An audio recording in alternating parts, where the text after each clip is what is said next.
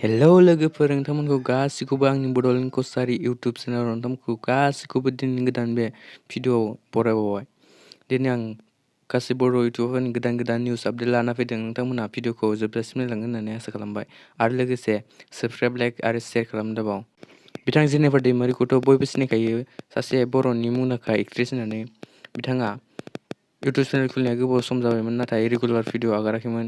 बिथाङा दा साननैसोआव भिडिअ'खौ रेगुलार आगारसिगोन आरो बुंदों बिथाङा मा कन्टेन्टनि सायाव भिडिअ खालामनो। नोंथांमोनहा कमेन्टआव खोन्थाहरबानो जाबाय। बिनियाव थांनानै लिंकआ डिसक्रिपसनाव दं, नोंथांमोना थांनानै बयखौबो। आंनि मुङा जेनिफार दैमारि। आं दिनै नोंथांमोननिफ्राय दसे सम लानो सानदों।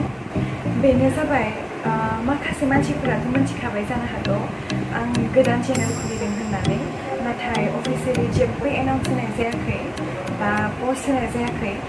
बहुद सिगांनो खेवदोंमोन आङो, जेबो एनाउन्स होयैखाय आङो जेबो पस्ट होआखै। आं सिरियै दङ। लोगोसे माखासे प्रब्लेम, सिटुएसन, इश्युस बेफोरबायदि जानायखाय आङो स्टप जाना दङमोन। आङो आवगायनो हायाखै। लोगोसे बिदिनो मुड स्विंग्स जायो मानसिफोरा, मालाबा गोसोफोरा हामा जायो, मालाबा मोजां। थ' आं सानदोंखि सिगांनि जसखौ आं लाबोफिननो।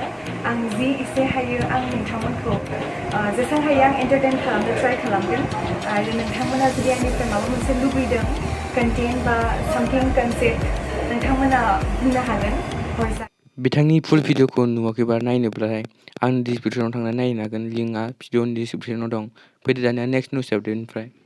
नेक्स्ट निउस आपडेट जादों जोंहा आसामनि गेदेर इउटुबार डिम्पु बरुवा। बिथाङा गावनि डिम्पु ब्लग चेनेलाव 1 मिलियननि बारा साबस्क्राइबार मोनबाय। बिथाङा दा गल्डेन प्ले बाटन सफैबाय। बिथांनिसिम मेनि मेनि कंग्रेचुलेसन बावहरबाय। फैदो दानिया नेक्स्ट निउस आपडेटआव दं जोंहा अनसु ब्रह्म फट'ग्राफि क्रिएसननिफ्राय। बिथाङा गावनि सिलभार प्ले बटनखौ मोनफैबाय होननानै फोरमायदों। गावनि कमिउनिटि पस्टआव बिथाङा पस्ट खालामनो बुंदों, जेराव लिरदों बिथाङा फाइनालि दिनै आंनि सिलभार प्ले बटनखौ मोनमारबाय। बिथाङा जोंनिसिम थेंक इउ बावहरदों। बिथांखौ मेनि मेनि कंग्रेचुलेसन बावहरबाय। फैदो दानिया नेक्स्ट निउस आपडेटआव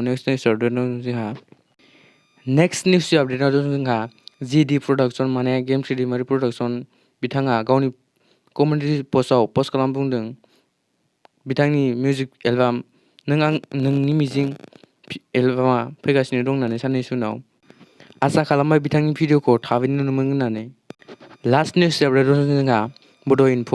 बिथाङा गावनि गिभअवेखौ 10 अक्ट'बरनि सिगाङाव होनो हानाय नङा होननानै बुंदों, मानोना बिथाङा लाइभ फैनानै होगोन होनना बुंदों रिजाल्टखौ। माने बिथाङा भिडिअ बानायनानै आगारोब्ला गोबाङा फोथायनाय नङा होननानै फोरमायदों। बिथाङा बेखायनो लाइभ फैनानै गावनि गिभअवेखौ होगोन होननानै फोरमायदों। दिनैनि भिडिअ'आ बेखिनियानोसै। भिडिअ'खौ मोजां मोनोबा लाइक, शेयार आरो कमेन्ट खालामनो दाबाव। गोजोन्थों।